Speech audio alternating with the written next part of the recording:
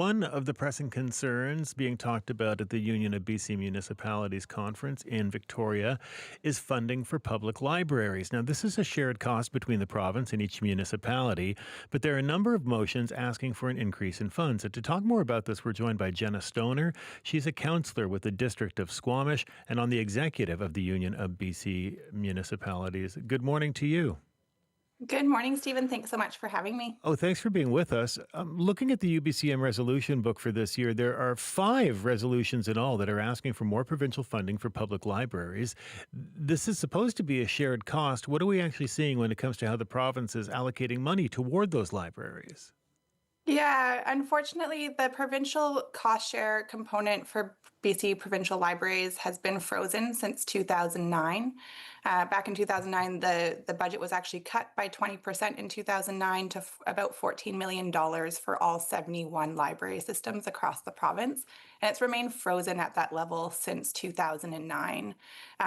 During that same time, local governments have really stepped up. We've increased our funding from about $140 million to over $250 million over that same time period. So the provincial component of the library funding and what is really the core funding, the annual stable funding for libraries, has decreased substantially. And that's the piece that we're calling on the province to just over double. We're looking for $30 million in annual core funding for BC libraries.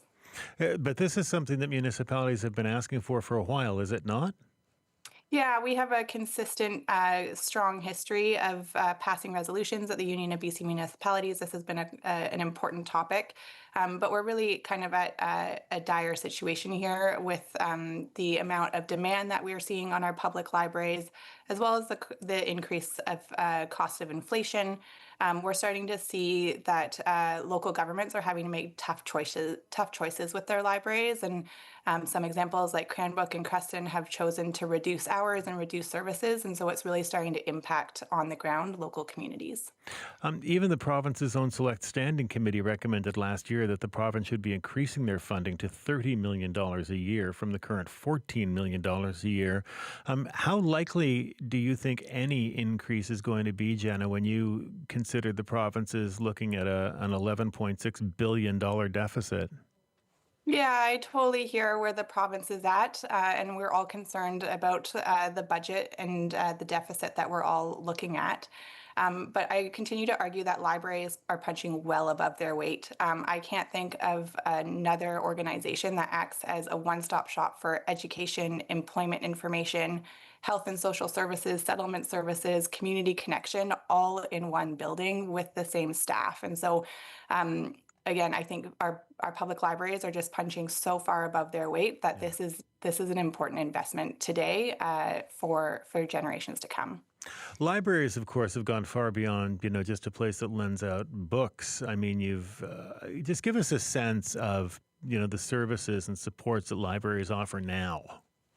Absolutely. I think that this is one of the key components, is that the demand for libraries hasn't just increased because population has increased by 29% over that same period, but our libraries are really being innovative and delivering new services for our communities and really finding new ways to deliver. And so that's everything from your regular books and e-materials that you might go in and get.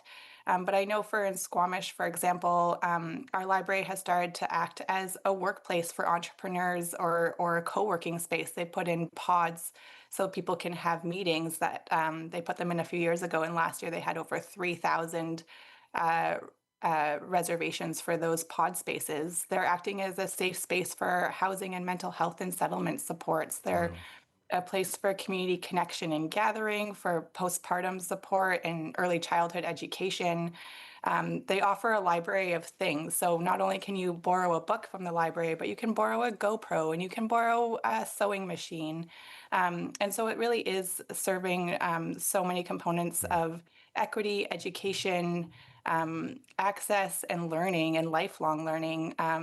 Our library in Squamish is providing one-on-one tech support and drop-in to help people bridge that digital divide that we're seeing. And so I think this is a piece. It's not just more people that are coming into the library, but more people are coming into the library for more services. Councillor, we appreciate your time this morning, and we'll be watching to see what happens with the resolutions. Thank you so much.